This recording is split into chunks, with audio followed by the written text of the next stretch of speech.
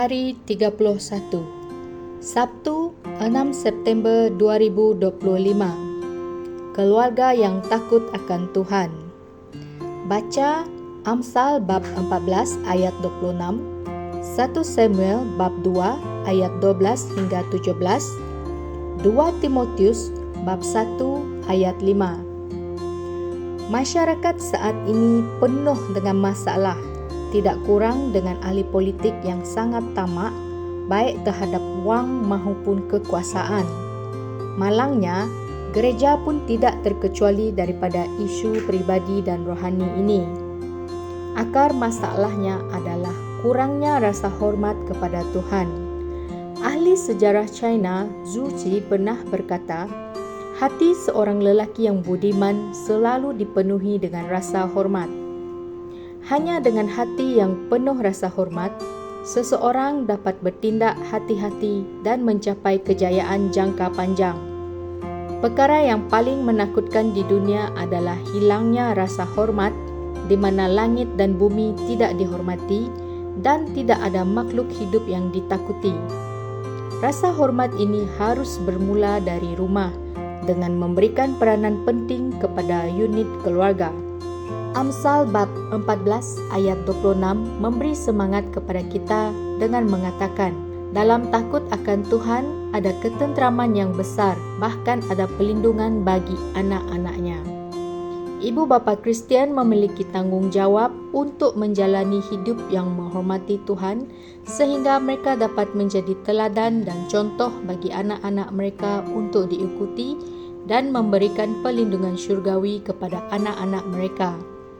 Ibu bapa juga memiliki kewajiban untuk mewariskan iman mereka kepada generasi akan datang. Jika ibu bapa tidak memiliki hati yang penuh hormat kepada Tuhan, mereka akan gagal memenuhi misi keluarga.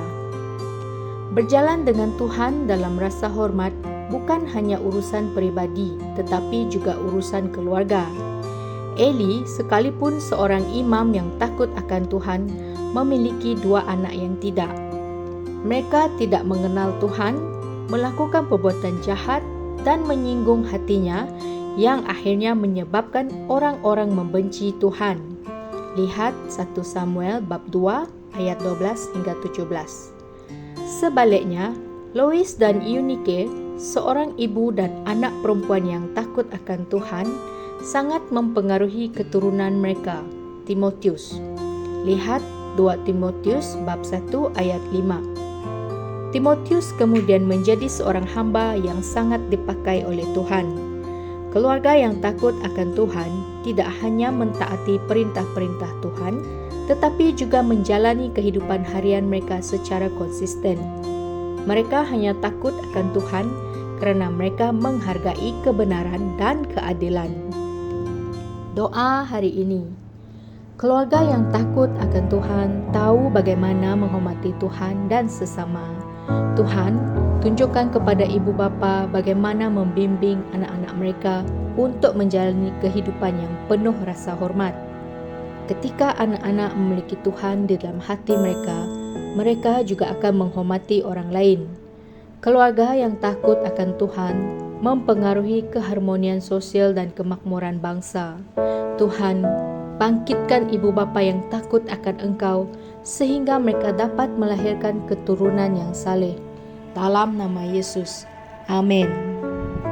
Berdoalah agar para suami akan mengasihi isteri mereka sebagaimana Kristus mengasihi gereja dan mati untuknya, dan agar kasih akan dipupuk dalam pasangan yang sudah menikah, memungkinkan anak-anak mereka untuk menemukan pentingnya dan nilai unit keluarga.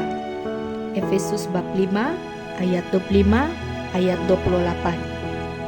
Kos sara hidup yang melambung telah melumpuhkan orang miskin, menghalang akses mereka kepada keperluan yang paling asas sekalipun. Isi rumah berpendapatan rendah dan sederhana turut terjejas. Berdoalah agar pemerintah memiliki kebijaksanaan, kemahiran dan pengetahuan untuk melaksanakan dasar berkaitan dengan gaji, subsidi, skim perumahan dan sebagainya.